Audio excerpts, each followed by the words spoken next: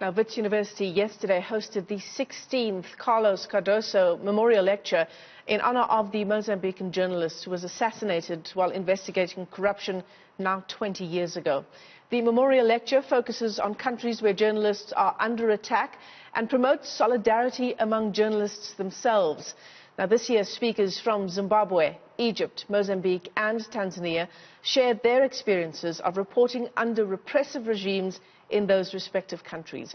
Ansbert Ngurumo fled for his life back in 2017 from his native Tanzania after writing articles critical of President John Magufuli. He joins us now from Stockholm in Sweden, where he is now living. Ansbert, good morning. Thanks so much for talking to us on what is a distressing issue, particularly, of course, close to our hearts as journalists ourselves. Trying to hold governments to account, Ansbert, is a very real risk to one's life. Oh, thank you for inviting me on this show. In the times that we live right now, the most pressing issue is the government trying to usurp our professional rights to do our job. Because as I speak now, like you said, I'm in Sweden. But there are so many other people in somewhere else from other countries who have run away from their governments because of the situation that is prevailing in their own places. Right now in Tanzania, the media is like, they're telling me it's like dead because you have stories that you cannot publish.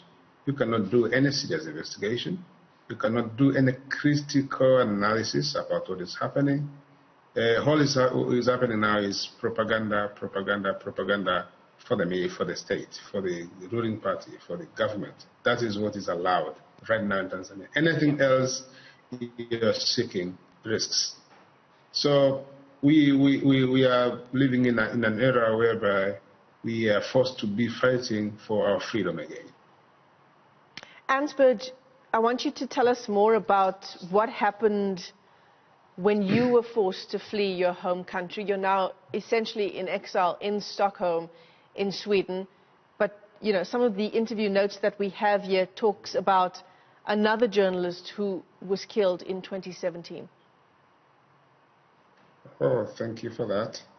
Well, mine is a bit long story, but I'll try to cut it very short for this program. That was 2017, early October.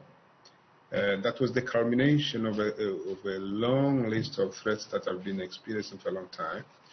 And it came to happen that I had done a series of articles about what was happening in my country, and I was very critical of the president. And people had been disappearing even before I experienced threats, but we didn't know because police were not investigating and no one was saying anything about what was happening. So, luckily enough, some good Samaritans who happened to know what was being plotted against me came to my rescue, and some other international organizations were informed. A collegiate of journalistic organizations was involved. I was temporarily located within the country for a few weeks. But then it was so tense that it would finally be futile.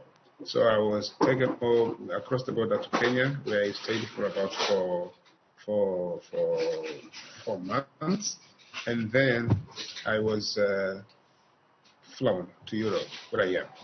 But the point was, I was next on the list of people who were targeted to be assassinated by the state assassins.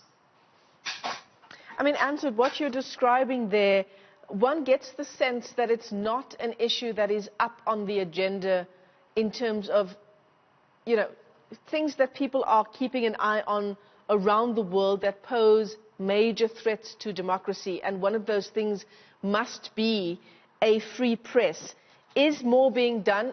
What can be done by the journalists who are still operating in that country to bring more about what's happening in Tanzania to light and to the fore?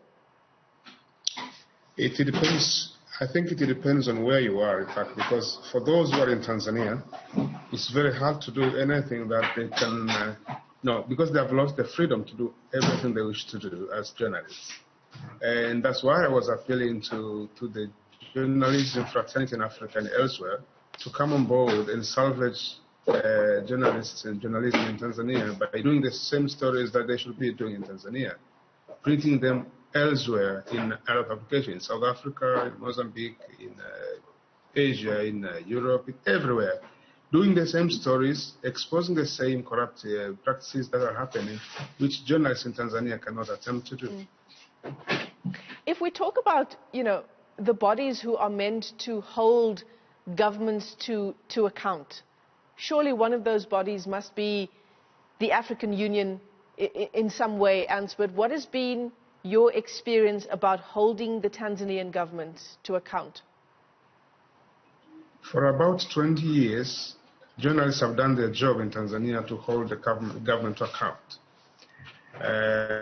For the past 5 years, it has been impossible to do anything that is negative or that is critical of the government. With regard to AU, I don't have much trust in AU when it comes to holding their fellow colleagues, their compatriots to account. I don't remember there is any successful story that AU has really done to salvage the people's interests. Most of the time, I see it as a club of presidents trying to protect their own interests against the interests of the people. Yeah, that certainly is probably the main criticism of the African Union. Ansbert, before we round off our interview with you this morning, it can't be an easy thing to be exiled from your home country. How have the past few years been for you? Very tough, very hard.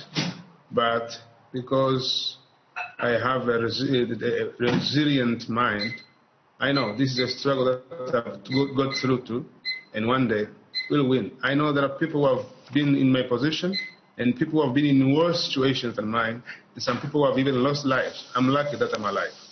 Well, Ansbert, all the very best to you. Thank you for talking to us here on the AM Report. Ansbert Ngurumo is an exiled Tanzanian journalist, and that's as we take stock of the 16th edition of the Carlos Cardoso Memorial Lecture in honor of the Mozambican journalist who was assassinated now 20 years ago.